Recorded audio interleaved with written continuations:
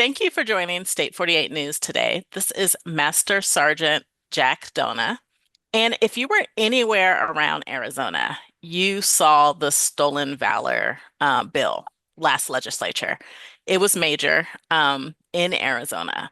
So today we are talking because we know that Representative Walt Blackman spearheaded that, and he really did have to whip several votes.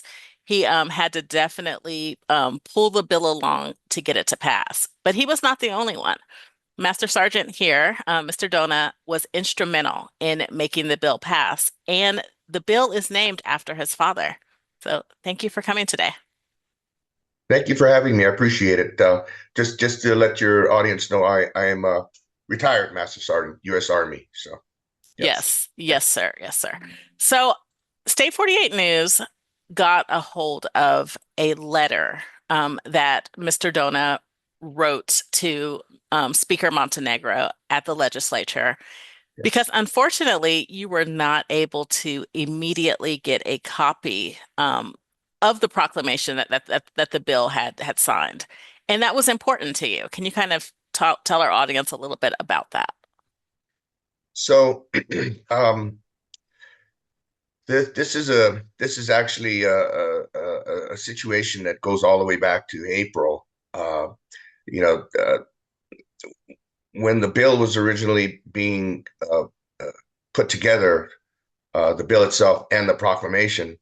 um, I was asked to help to write portions of it. In fact, I wrote portions of the special tabs decorations portion. I pulled it out of Army Regulation 670-1 because it was missing.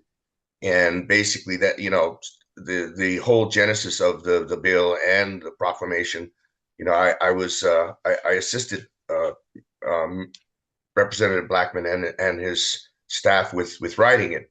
So when the bill was passed in April, uh, you know, Mr. Blackman asked me to do a signing ceremony, and I declined to do that. I for my own reasons. I explained it to him. I did not feel it was appropriate, and then he asked if he could use my father's photograph at a signing ceremony with the governor, and I said no, I don't approve of that. That's not appropriate.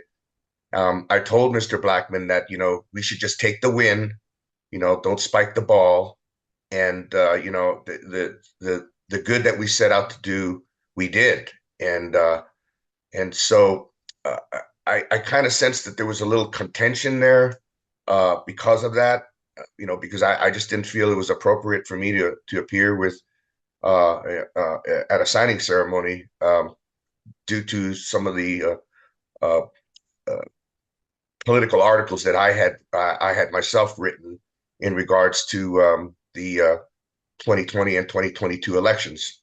But I digress.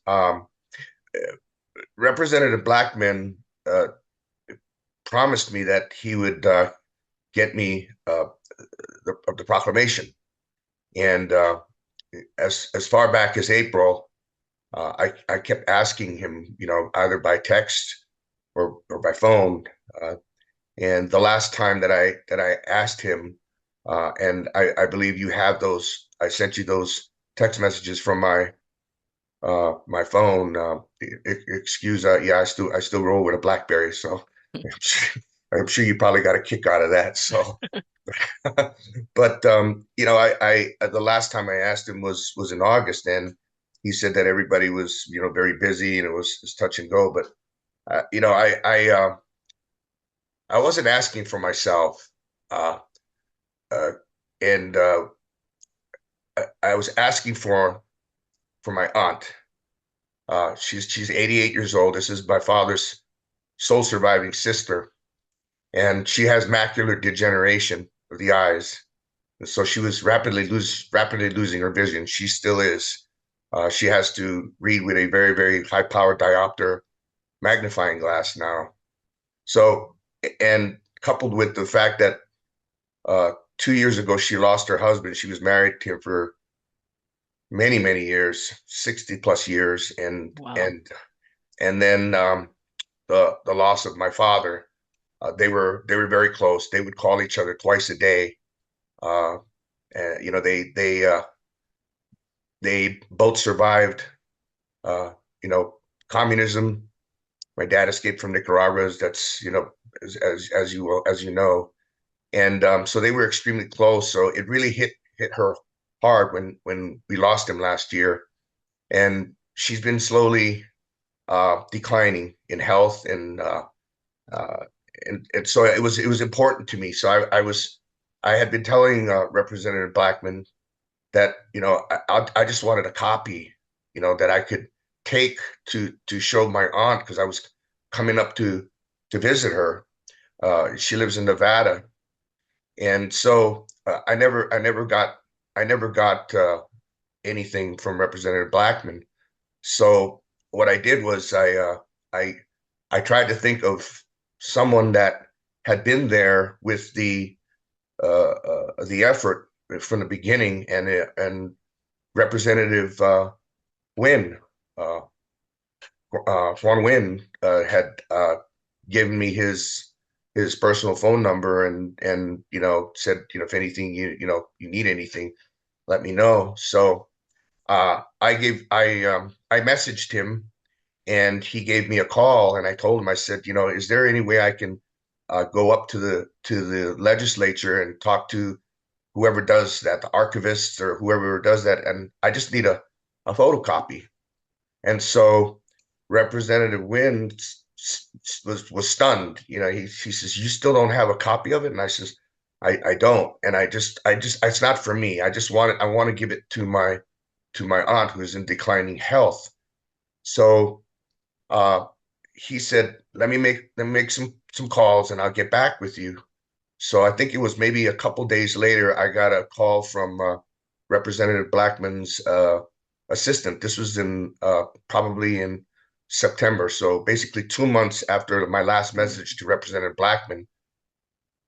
And she, uh, when I got on the phone with her, the first question she asked me was, she said, who did you call and who did you contact about this proclamation? And I told her, I said, I have been trying for months to get a copy of this proclamation from Representative Blackman. And so I thought that if I could contact Representative Wynn, he could put me in touch with someone I could get a copy. And so she said, "Can I have your mailing address?"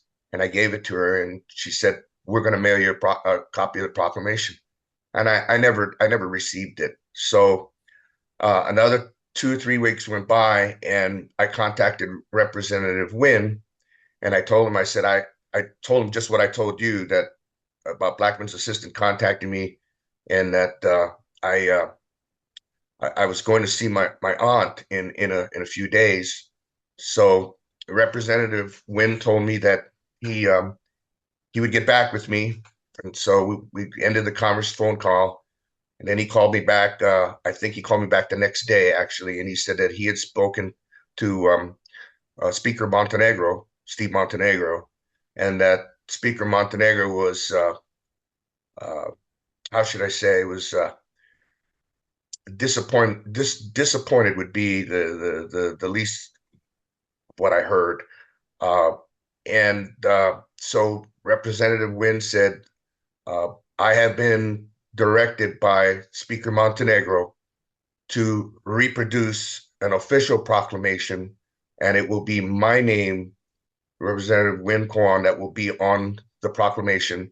I will sign it, and so I told him, I said, I'm leaving Monday, and he said, I know, and I don't want to trust the mail. So I drove from Sierra Vista, Arizona, the next day. That's about a 3.5 hour drive from the capital. So I drove up there with my wife. I met with Representative Wynn's representative, and he handed me the proclamation. We came back here, and so uh, that is that is essentially what took place. I was able to get the proclamation, and I that Monday, my wife and I, we drove up to Nevada, Pahrump, Nevada, where my aunt lives, and I was able to I was able to give her the proclamation.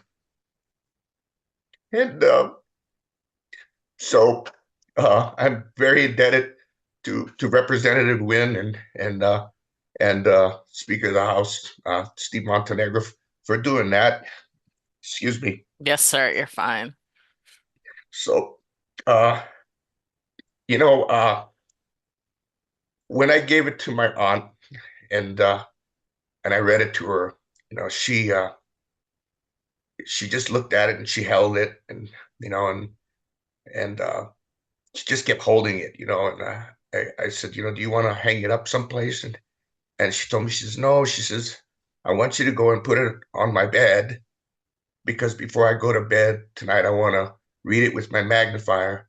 And then when I wake up in the morning, I want to, read it again. And so she was so proud and she was so happy, she's, because, she loved my dad. I loved my dad also, and, it's just unfortunate, it's unfortunate, Christy, that this, this, that it ended this way in such a manner. And, so I felt that it was incumbent upon me to write that letter that I addressed it to Speaker Montenegro. And I stand by everything that I said in that letter. I mean, I don't know, I don't understand why uh, Representative Blackman treated me this way. I did everything that he asked me to do. I never asked for a single penny in compensation for anything. Mr. Dona, let Yeah. me explain to the listeners and the readers.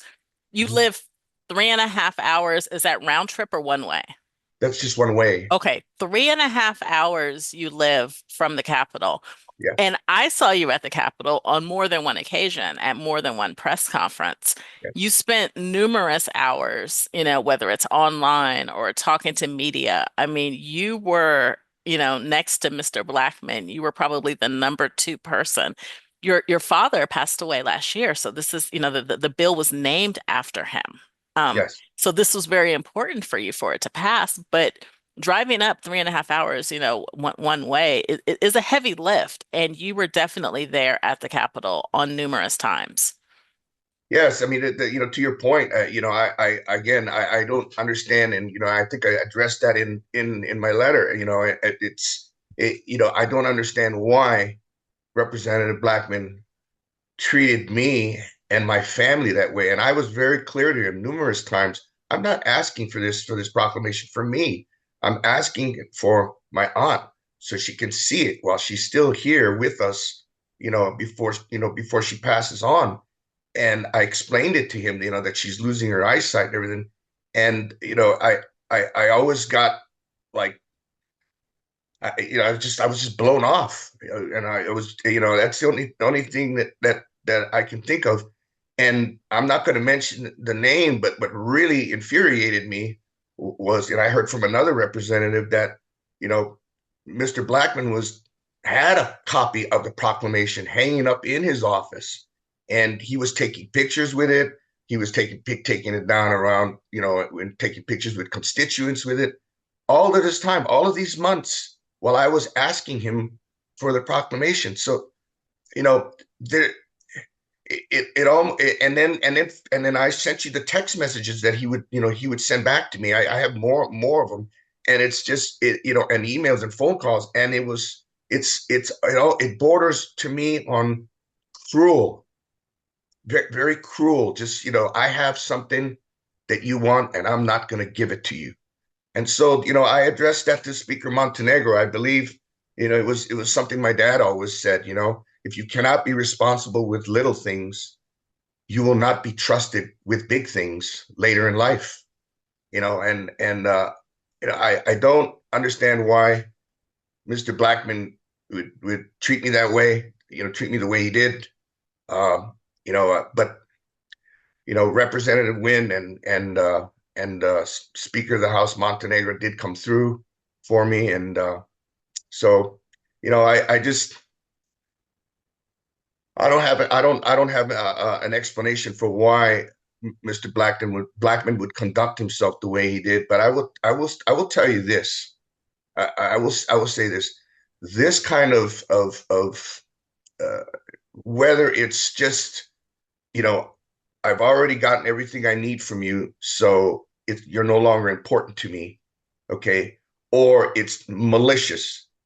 I leave it to Speaker Montenegro to figure that out. That's his job as a Speaker of the House to be able to decide, the appropriate amount of responsibility he should delegate to his subordinate representatives that he's in charge of in the House.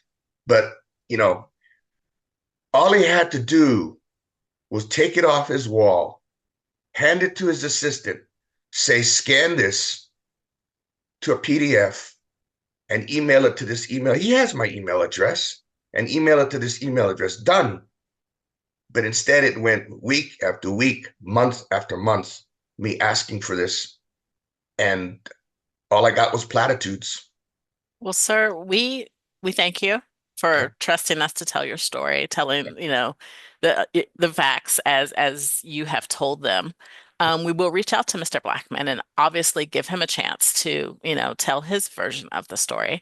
But for State 48, we saw the numerous times that you were there, in the courtyard, in the courthouse, by his side on the lives. And so we felt it necessary to give you this opportunity, this small platform, to tell your story. And I am so happy that your aunt was able to get a copy, of the proclamation. I'd like to add one thing if I could. Yes, sir. It is October the 28th, and I still have not had any communications from Representative Blackman since that text message I sent you in August. And I still never got a correct proclamation. The proclamation that I handed to my aunt is signed by Representative Wynn. He had nothing to do with the bill, except supported it. He voted for it. But I just want to point that out. So That is a good point to end on, is I do think it was highly unusual. He was a co-sponsor of the bill. He kind of signed onto it, but the proclamation is usually signed by the bill's actual sponsor. And so that is likely why you had to go through sponsor Speaker Montenegro for him to give the authority for Representative Wynn to reproduce it. And we do thank Representative Wynn for interceding and everything he did to make sure that you had at least a copy to give your aunt. But you are correct. The correct proclamation should have come from Mr. Blackman with his signature on it. well, it's hanging up on his wall in his office. Yeah. Yeah. Thank you, sir. Thank you. I appreciate the time. Thank you.